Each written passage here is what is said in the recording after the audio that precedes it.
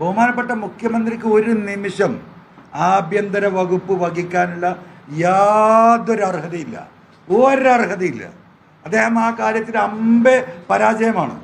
ഇപ്പം പണ്ട് ശിവശങ്കർ, നിങ്ങൾ മനസ്സിലാക്കണം, ആ മുഖ്യമന്ത്രിയുടെ ഓഫീസിൽ നിന്ന് നോക്കിയാൽ കാണുന്ന വാരത്തെ ദൂരത്തിലെ ഫ്ലാറ്റിലാണ് ഈ ശിവശങ്കറും സ്വപ്നയും താമസിക്കുന്നത്, അല്ലേ? എന്തേ ബഹുമാനപ്പെട്ട മുഖ്യമന്ത്രി അറിയാതെ പോയത്? എന്തേ അറിയാതെ പോയത്? ഈ ഇന്റലിജൻസും ഈ വിജിലൻസും ഈ സംവിധാനമൊക്കെ അന്ന് കേരളത്തിലില്ലേ? അത്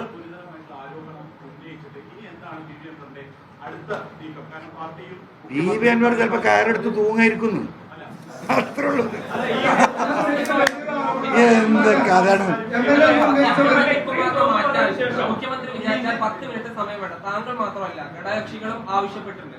പിന്നെയും അദ്ദേഹത്തെ ഇത്ര റിസ്ക് എടുത്ത് അദ്ദേഹം സംരക്ഷിക്കണമെങ്കിൽ അതിന് പിന്നിൽ എന്തെങ്കിലും കാരണം ഉണ്ടാവില്ല? വേറൊരു മരുമകനായിരിക്കും. മേ ബി അനദർ സണ്ണിലോ, ആ സണ്ണിലോക്ക് കിട്ടുന്ന പരിഗണന അയാൾക്ക് കിട്ടുന്നുണ്ടോ എന്ന് എനിക്കറിയില്ല. അല്ലെങ്കിൽ കേരള സമൂഹം പറയട്ടെ, എന്തിനാണ് ഈ ചങ്ങാതിനെ കെട്ടിപ്പിടിച്ച് വെക്കുന്നത്? ഈ അജിത് കുമാറിനെ, ഇതുപോലുള്ള നൊട്ടോറിയസ് ക്രിമിനൽ, ഈ ജാതി ഡോക്യുമെന്റ്സ് എത്രയാണ് കിടക്കുന്നത്?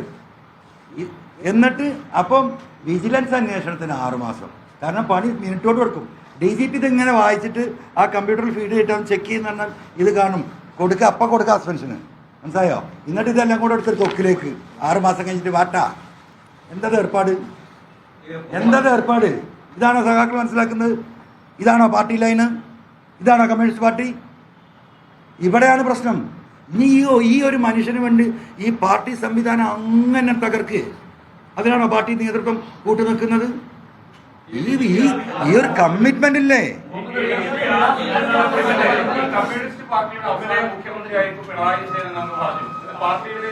ഞാൻ എപ്പോഴാ പറഞ്ഞോ? എനിക്ക് ഓർമ്മയില്ല. പറഞ്ഞേ ഓക്കെ. അല്ല, അത് തർക്കമൊന്നുമില്ല. ഞാൻ പറഞ്ഞോ വെരിഫൈ ചെയ്താ. ആ വിഷയത്തിൽ എനിക്ക് തർക്കമില്ല. ഞാൻ പറഞ്ഞോന്ന് ചോദിച്ചാ അതോർമ്മ.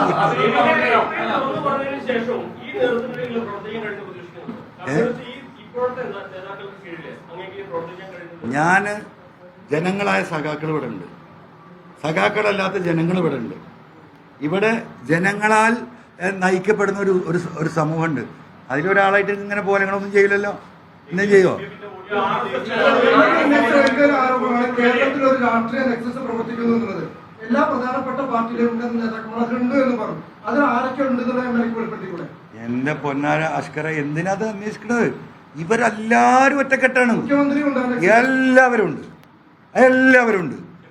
ഈ കേരളത്തിലെ പൊളിറ്റിക്കൽ പാർട്ടിയുടെ നിയന്ത്രണം ഉള്ള എല്ലാ സ്റ്റേറ്റ് ലീഡറുണ്ട്. സ്റ്റേറ്റ് മാത്രമല്ല കേട്ടോ, അത് വളർന്നു പറഞ്ഞ ജില്ലയ്ക്ക് എത്തിക്കണം, അവിടുന്ന് പഞ്ചായത്തിലേക്ക് എത്തിയിട്ടുണ്ട്. സഖാക്കൾ പരിശോധിച്ചോ? പഞ്ചായത്ത് തല ചില പ്രശ്നങ്ങളാക്കുമ്പോൾ എന്താ ഒരു തമ്മിൽ ചെറിയൊരു അഡ്ജസ്റ്റ്മെന്റാണ്. എന്നിട്ടോ സഖാക്കൾ ഇങ്ങനെ അന്തപ്പെട്ടിരിക്കുക. പഞ്ചായത്ത് ലെവൽ എത്തിയിട്ടുണ്ട്. ഇനി അത് ബ്രാഞ്ച് കൂടി എത്താനുള്ളൂ. അതോടുകൂടി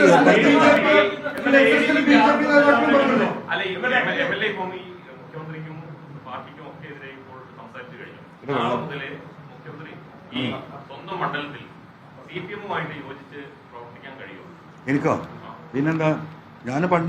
ഞാൻ കാവൽക്കാരനാണ്. ഞാൻ പാർട്ടി കയറിയിട്ടില്ലല്ലോ. എൻ്റെ പണി സെക്യൂരിറ്റി പണിയായിരുന്നു, മനസ്സിലായില്ലേ? ഇത്ര കാലം ഞാൻ അകത്തേക്ക് കയറിയിട്ടില്ലല്ലോ. ഞാൻ അവിടെ സെക്യൂരിറ്റിക്കാരന് ജോലി ചെയ്തിട്ട് ഈ പാർട്ടിക്കാർക്ക് വേണ്ടി പ്രവർത്തിക്കല്ലേ. ഇനി സെക്യൂരിറ്റിയിൽ തന്നെ പിരിച്ചു വിട്ടാൽ ഞാൻ റോട്ടിൽ ഇറങ്ങിയേക്കും, മനസ്സിലായില്ലേ?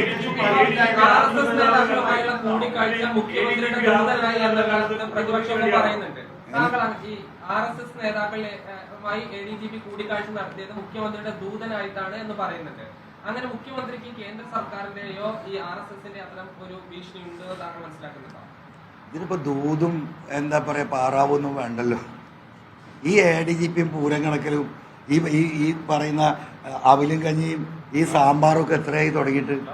ഇതൊക്കെ വളരെ ക്ലിയർ അല്ലേ? ഇറ്റ്സ് എൻ ഓപ്പൺ എന്താ പറയുക സത്യല്ലേ, പ്രപഞ്ച സത്യം എന്നൊക്കെ പറഞ്ഞ പോലെ. നിങ്ങൾക്ക് ആകെ അല്ല അത് ഞാൻ തീരുമാനിച്ചോളാം. നിങ്ങൾ ബേജാറാവണ്ട, എന്റെ കാര്യത്തിൽ നിങ്ങൾ ബേജാറാവണ്ട. നിങ്ങൾ നാട്ടുകാരെ കാര്യം നോക്ക്.